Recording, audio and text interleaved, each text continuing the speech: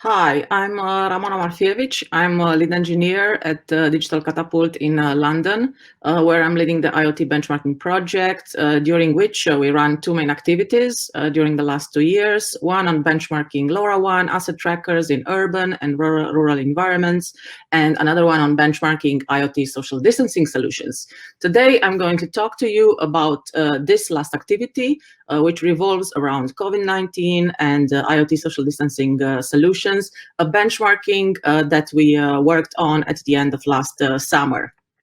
So, COVID-19, one of the critical challenges the world has faced in decades and changed the way people interact and had an impact on every industry. The way we work and the way we interact with our colleagues in the office, in open spaces, break areas, meeting rooms, or even in industrial settings like construction sites and food processing, but also how we interact in supermarkets and in museums, in elderly care houses and schools has changed. And one of the problems that have arisen in the effort of coexisting with the virus while trying to get back to normality is how companies can build a safe environment and adopt control measures to guarantee their employees' health and safety. Social distancing is currently the most important factor we can control in this outbreak. And this is one of the measures that to contain the virus, which governments across the globe have enforced.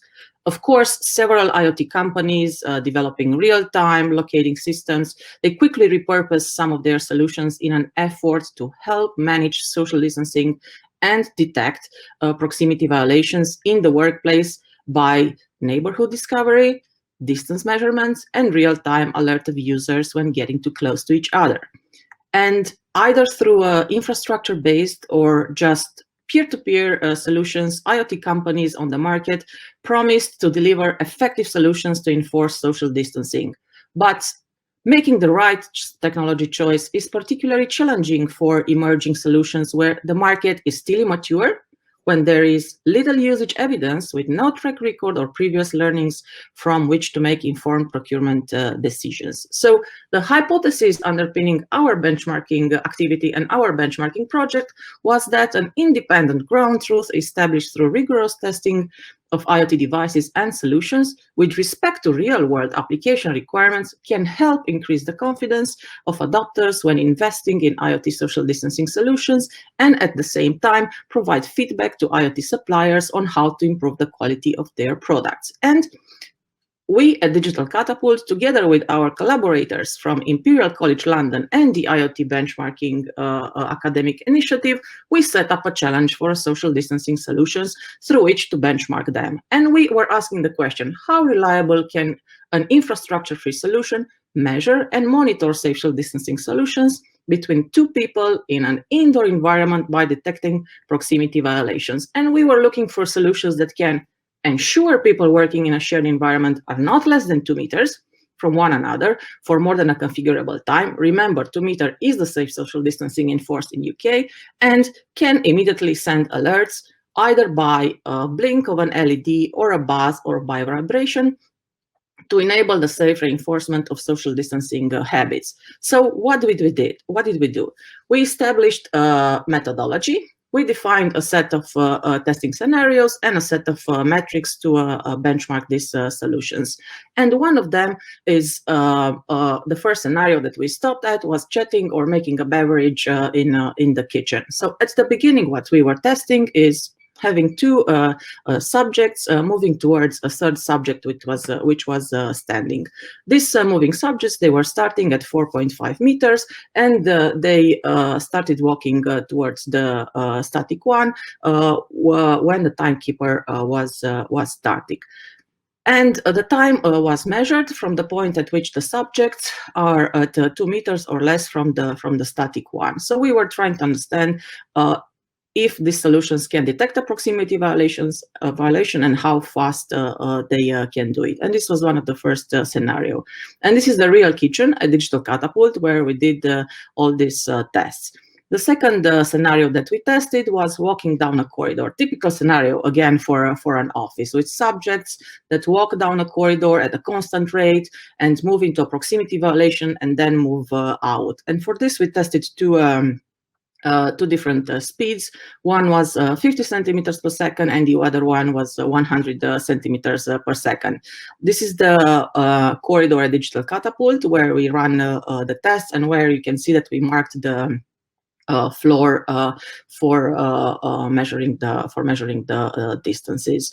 And the second scenario, again a typical scenario for an indoor environment and for our office, is the one with subjects on either side of a wall. And here we were interested in counting the false positives. And the subjects, one was sitting on one side of the floor, and the other one was walking towards the wall.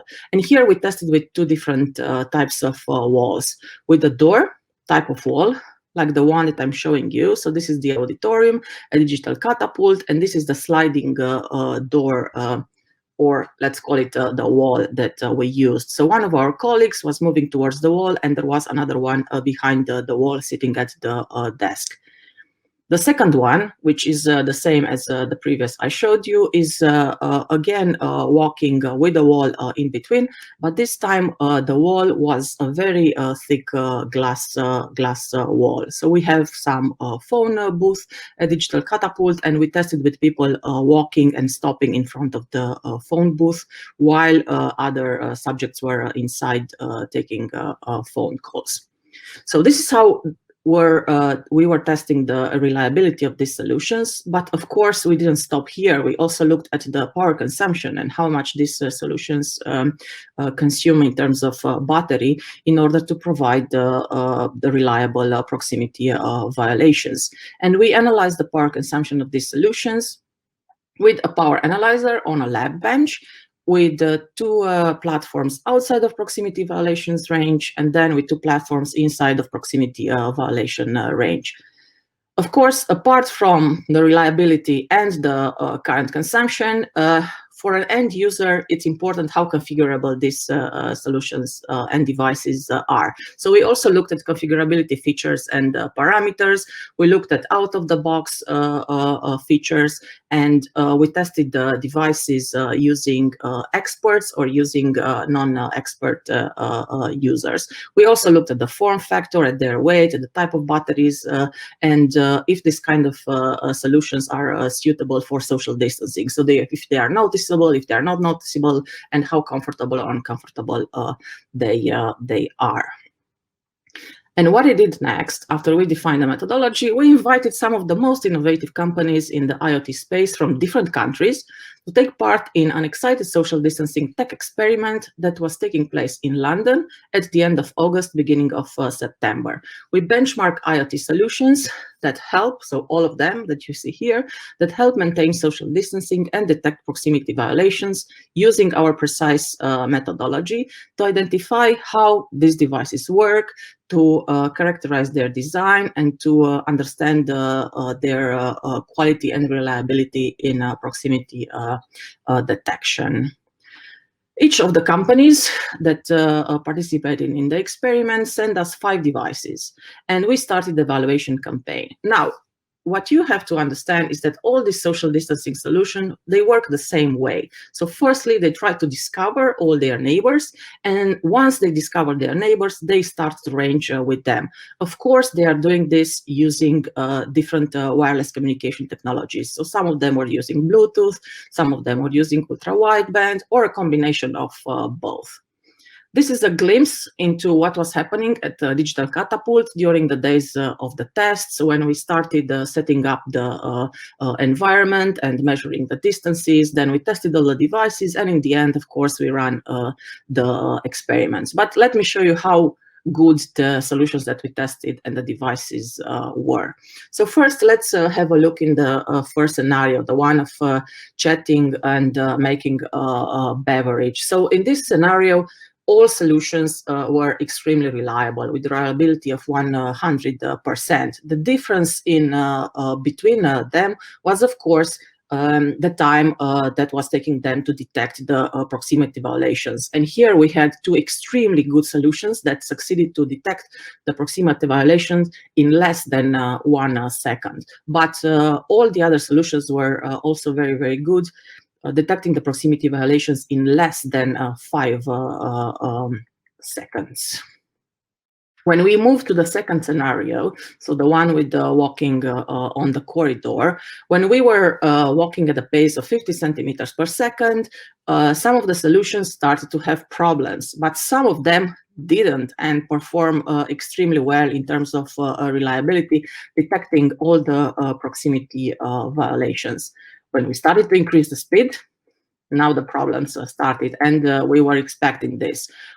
With one exception, a solution which is called iWave, which even at this high speed succeeded to detect all the proximity violations among the users. Now, going to the wall scenario, which we already knew it's going to create problems for all the solutions, the number of false positives was really, really high for all of them.